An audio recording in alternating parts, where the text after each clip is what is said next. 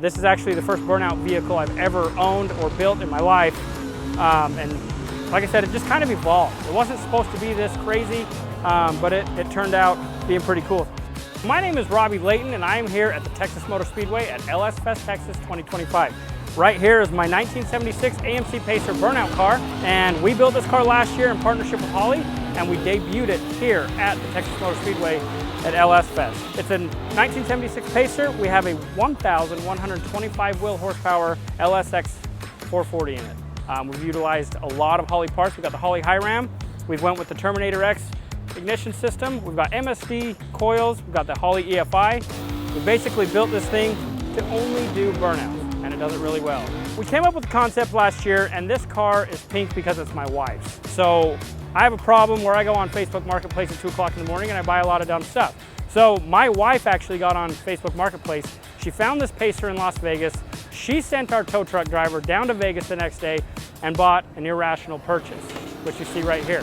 So it started out as a stock Pacer, and we wanted to build it for her just to kind of drive it around, you know, have some fun.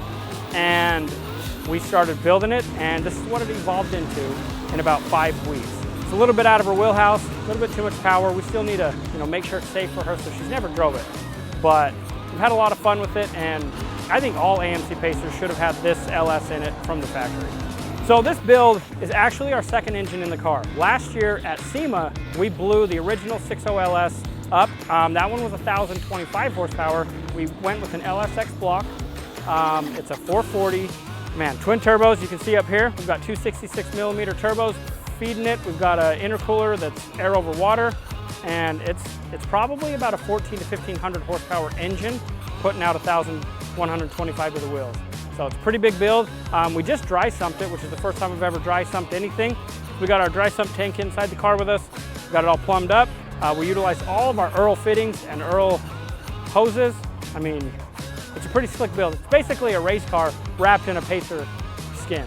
We've got a Ford 9-inch rear end with 300 gears in a spool, and we went with a Mustang 2 front suspension kit, and it handles really well, blows the tires off in about a minute and a half.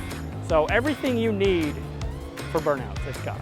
Now, since we built my wife a car, got to build me one. So this year we've got a plan to build a 2,000 horsepower full blower motor, a huge LS, and we're going to be debuting it here next year. We're putting that one in a 1990 Toyota 4Runner 2-door.